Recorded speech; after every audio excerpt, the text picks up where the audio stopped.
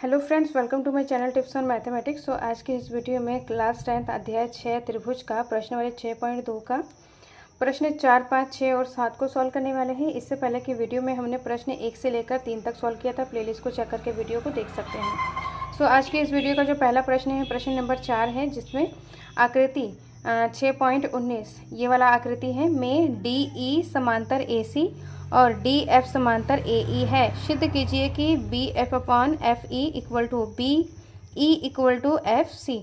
तो इसको हमें क्या करना है, सिद्ध करना है। तो इसको सॉल्व करते हैं। तो इसमें जो चीज़ें दिया हुआ है उसी के अकॉर्डिंग हमें क्वेश्चन को सॉल्व करना होता है। यहाँ पर दिया है डी ई समांतर है, यहाँ पर दिया है डी एफ, डी ई समांतर है, डी ई समांतर है ए सी के, और डी एफ समांतर है ए ई के। दो चीज़ें दिया हुआ है। तो इसी जो दो भुजा समांतर दिया हुआ है इसी को हमें लेके आगे सॉल्व करना है। और हमें सिद्ध क्या करना है, बी एफ बटा F E equal to B E upon E C. दोनों अनुपातों को हमें क्या करना है, इस अनुपात को हमें क्या करना है, सिद्ध करना है। जिसके लिए यहाँ पर हमारे पास दिया क्या है, डी ई समांतर है ए सी का। तो डी ई, यहाँ पर डी ई और ए सी ये चीज़ें दिया हुआ है। तो लिखेंगे यहाँ पर त्रिभुज ए बी सी में ये चीज़ हमारे पास क्या है, दिया है। ये चीज़ हमारे पास दिया है। तो त्रिभुज हम इस तरीके से बना लेंगे, रफ त्रिभुज बना लेंगे ए बी सी। अब डी ई, ये हमारा डी है, ई ए सी, इस तरीके से है। यहाँ पर जो दो लाइन है इसको हमने नहीं बनाया है। जो दो लाइन है यहाँ पर डी एफ जो बना हुआ है इसको हमने नहीं लिया है, जिससे कि हमें समझने में आसान हो, इसलिए यहाँ पर इसको नहीं लिया है। तो जब हमारे पास ये दोनों भुजाएं समांतर दिया हुआ है तो त्रिभुज ए बी सी में हम क्या करेंगे, प्रमेय 6.1 से, प्रमेय 6.1 से यहाँ पर क्या हो जाएगा, उनकी भुजाओं का जो अनुपात है वो आपस में क्या हो जाएगा, बराबर हो जाएगा। तो इसमें हम देखेंगे प्रमेय 6.1 यहाँ पर हमें पूरा लिखना है। तो प्रमेय 6.1 के अनुसार क्या होता है, जब कोई रेखा डी ई त्रिभुज के दो भुजा को अलग अलग बिंदुओं पर विभाजित करता है, मतलब डी और ई बिंदु पर विभाजित करता है, और तीसरी भुजा ए सी के अगर समांतर है, जो कि यहाँ पर है, तो वह भुजाओं को एक ही अनुपात में विभाजित करता है। ये है प्रमेय 6.1 जो कि हमें यहाँ पर पूरा लिखना है। तो इसके अकॉर्डिंग यहाँ पर अनुपात क्या हो जाएगा हमारे पास, ए डी, तो यहाँ पर हो जाएगा बी डी बट्टा डी ए बराबर हो जाएगा बी ई बट्टा ई सी। ये है हमारा समीकरण नंबर 1। अब नेक्स्ट यहाँ पर जो चीज़ें दिया हुआ है, त्रिभुज ए बी सी में क्या दिया हुआ है, डी एफ समांतर हो जाएगा ए ई के, डी एफ समांतर है ए ई के। ये चीज़ें हमारे पास क्या है, दिया हुआ है। तो यहाँ पर डी एफ किसके समांतर है, ए सी के। तो डी एफ और ए सी ये चीज़ें दिया हुआ है। तो इसको हम एक बार चित्र बना लेते हैं।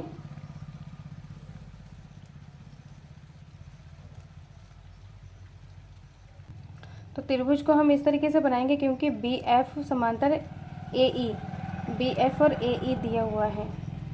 तो ये हमारा है ए बी सी, ये है एफ डी, और यहाँ पर ई बिंदु भी है जो कि ए से मिला हुआ है।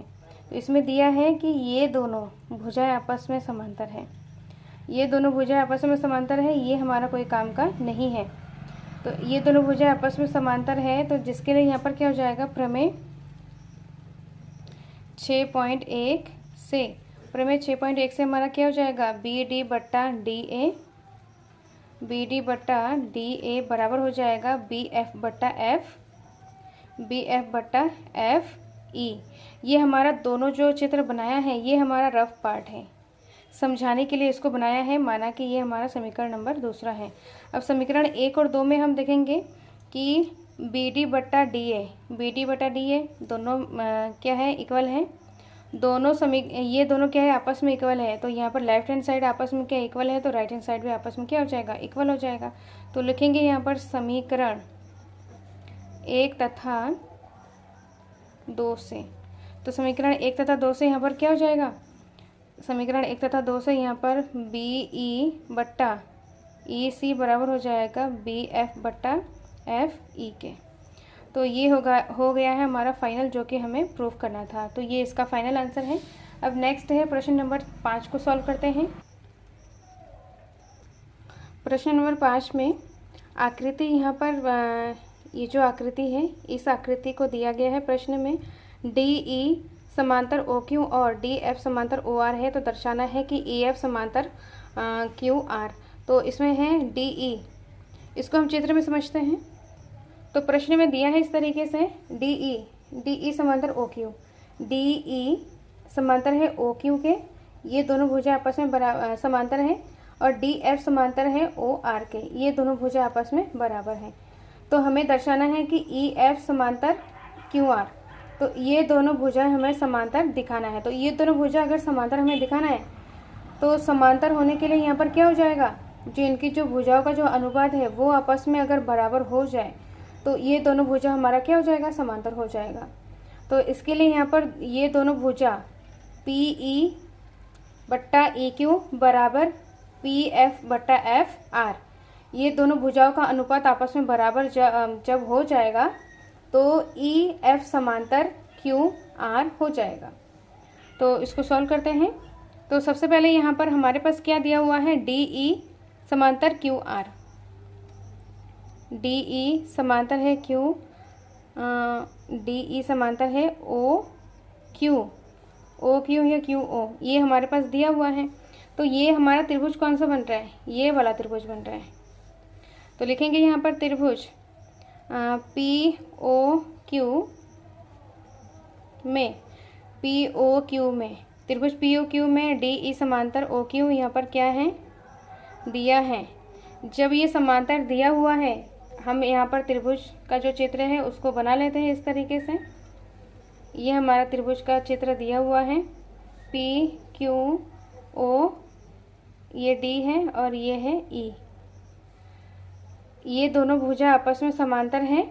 तो जब ये दोनों भुजा समांतर है, तो प्रमेय 6.1 से, तो प्रमेय 6.1 यहाँ पर पूरा लिखना है। प्रमेय 6.1 से इनके भुजाओं का जो अनुपात है वो आपस में क्या हो जाएगा, बराबर हो जाएगा। तो यहाँ पर पी ई बट्टा ई क्यू, पी डी बट्टा डी ओ। तो लिखेंगे यहाँ पर पी ई बट्टा ई क्यू बराबर पी डी बट्टा डी ओ। इसको हम मानेंगे समीकरण 1। सेम तरीके से यहाँ पर दिया हुआ है डी एफ और ओ आर समांतर है, तो ये वाला त्रिभुज हम ले लेंगे। तो लिखेंगे यहाँ पर त्रिभुज पी ओ आर में, त्रिभुज पी ओ आर में डी एफ समांतर है ओ आर के, ये चीज़ यहाँ पर दिया हुआ है। जब समांतर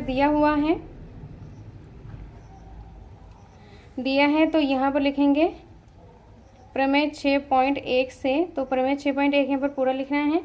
समांतर के जब ये दो भुजा हमारा समांतर है, तो इनके भुजाओं का जो अनुपात है वो आपस में क्या हो जाएगा, बराबर हो जाएगा। इस तरीके से हमने चित्र अलग से सेपरेट बना लिया, जिससे कि अनुपात लेने में आसान हो। ये वाला जो चित्र है उसको हमने यहाँ पर सेपरेटली बना लिया, अलग से बना लिया है। तो डी एफ ओ आर के समांतर है, तो पी डी बटा डी ओ बराबर हो जाएगा पी एफ बटा एफ आर। ये है समीकरण नंबर 2। तो भुजाओं का अनुपात आपस में बराबर हो जाएगा। अब यहाँ पर समीकरण 1 और 2 में हम देखेंगे, समीकरण 1 और 2 में पी ई क्यू के बराबर है, पी ई यहाँ पर P E Q P D D O के बराबर है, आपस में बराबर है। तो पी डी बट्टा डी ओ क्या है, आपस में समान है। तो पी डी बटा डी ओ का जो मान है हम रखेंगे इसमें। तो लिखेंगे यहाँ पर समीकरण 1 तथा 2 से। समीकरण 2 में यहाँ पर पी डी बटा डी ओ किसके बराबर है? पी एफ बटा एफ आर के बराबर है। मतलब पी डी बटा डी ओ के जगह पे हम क्या रखेंगे? पी एफ बटा एफ आर रख देंगे। तो यहाँ पर पी ई बटा ई क्यू बराबर हो जाएगा, इसका मान यहाँ पर रखेंगे, पी एफ बटा एफ आर रखेंगे इस तरीके से। तो अब हम चित्र में देखेंगे कि पी ई बटा ई क्यू, पी ई बटा ई क्यू, और यहाँ पर नेक्स्ट है पी एफ बटा एफ आर, पी एफ बटा एफ आर। तो यहाँ पर भुजाओं का अनुपात हमारे पास क्या है? बराबर है। तो प्रमेय 6.2 से यहाँ पर जब भुजाओं का अनुपात अगर आपस में बराबर है तो ये रेखा ई एफ क्यू आर के समांतर हो जाएगा। तो यहाँ पर हम लिखेंगे कि त्रिभुज, यहाँ पर लिखेंगे हम कि जब भुजाओं का अनुपात समान है तो प्रमेय 6.2 से यहाँ पर क्या हो जाएगा? भुजाओं का अनुपात समान है तो प्रमेय 6.2 से ई एफ समांतर हो जाएगा क्यू आर के, ई एफ समांतर हो जाएगा क्यू आर के। तो जो कि हमें यहाँ पर क्या करना था? सिद्ध करना था, जो कि यहाँ पर हमें सिद्ध करना था। तो ये क्या है? इसका फाइनल आंसर है। इस तरीके से हमें सॉल्व करना है। अब नेक्स्ट प्रश्न नंबर 6 को सॉल्व करते हैं। प्रश्न नंबर 6 में आकृति 6.21 में क्रमशः O P O Q O R में स्थित बिंदु ए बी सी इस प्रकार है कि ए बी समांतर है पी क्यू के, ए सी समांतर है पी आर के, बी सी। तो हमें दर्शाना है कि बी सी समांतर क्यू आर के, ये दोनों भुजाएं हमें समांतर दर्शाना है। तो समांतर दर्शाने के लिए ओ बी बट्टा बी क्यू बराबर होगा ओ सी बट्टा सी आर। ये भुजाओं का अनुपात अगर बराबर हो जाएगा, भुजा का अनुपात अगर बराबर हो तो यहाँ पर बी सी क्यू आर के समांतर हो जाएगा। तो इसी के अकॉर्डिंग हमें प्रमेय 6.1 का प्रयोग करके हमें इसको सॉल्व करना है। तो ये जो प्रश्न है प्रश्न 5 के जैसा ही है, इसको भी सॉल्व करते हैं। तो यहाँ पर ए बी पी क्यू के समांतर ये चीज़ दिया हुआ है, तो ये इस वाले त्रिभुज को हमें लेना है, इस वाले त्रिभुज को लेना है।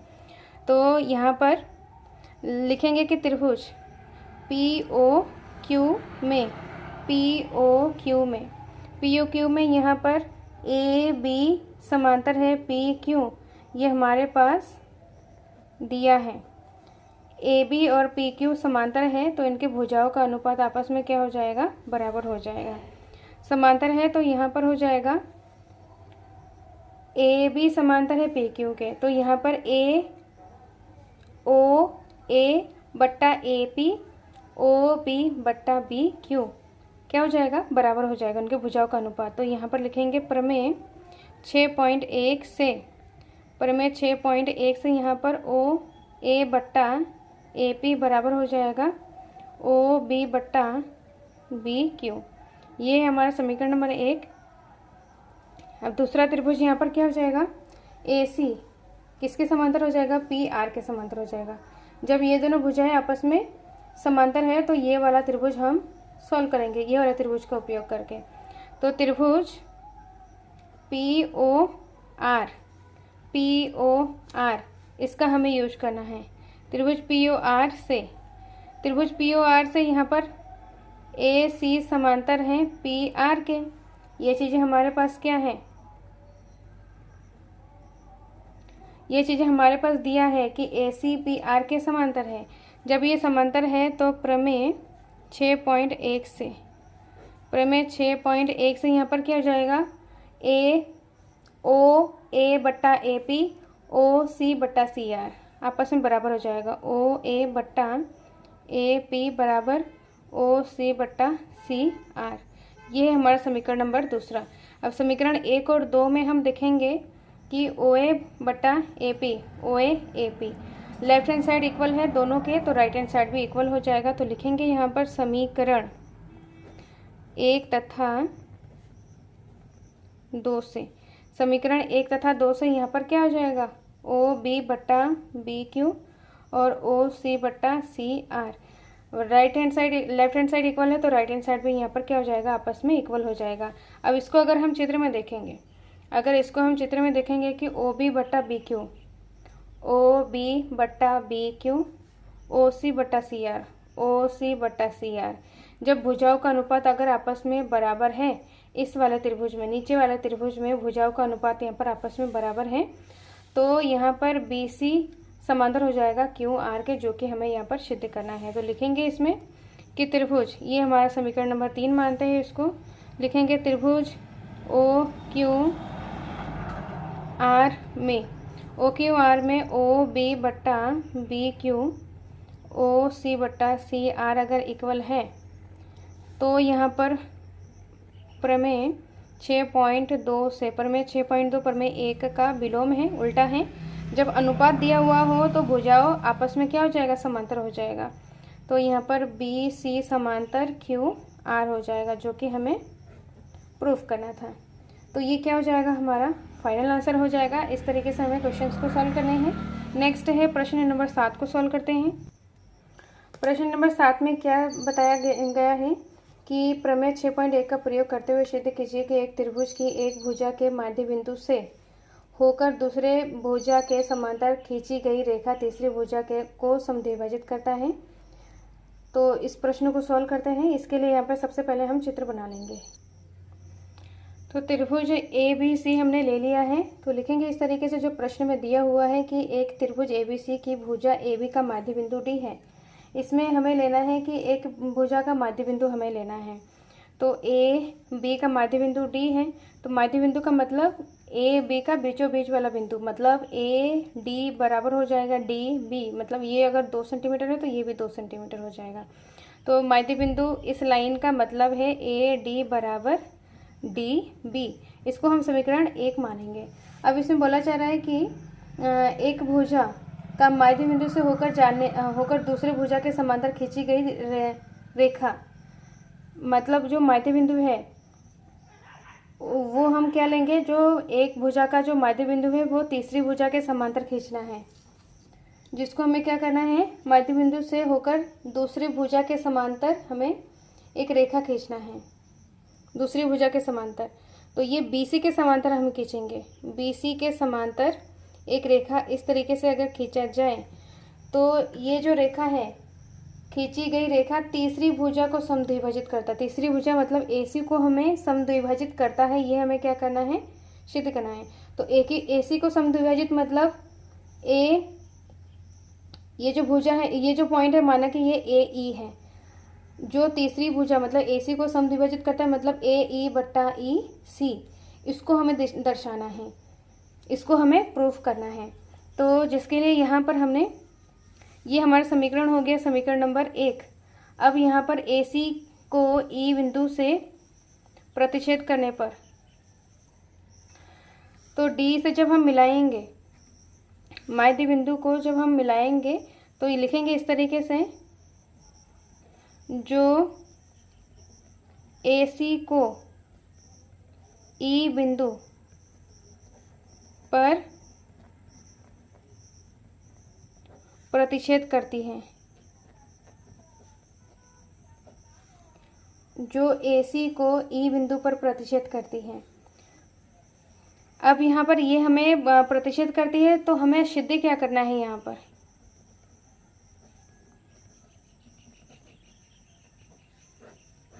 सिद्ध क्या करना है, यहाँ पर कि जो प्रतिच्छेद करती हुई जो बिंदु है वो AC मतलब तीसरी भुजा को समद्विभाजित करता है, मतलब AE बराबर EC हमें क्या करना है, सिद्ध करना है।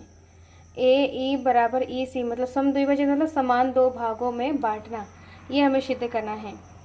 अब इसमें ये भी चीज़ दिया हुआ है कि हमने यहाँ पर जो रेखा खींचा है, AB का माध्य बिंदु D है, तो D हमने एक रेखा ऐसे खींचा जो BC के समांतर है, ये हमने खींचा है, जो कि प्रश्न में दिया हुआ है। तो त्रिभुज ABC में DE समांतर है BC के, ये हमारे पास दिया है प्रश्न में, ये समांतर है। तो प्रमेय 6.1 से, प्रमेय 6.1 हमें यहाँ पर पूरा लिखना है।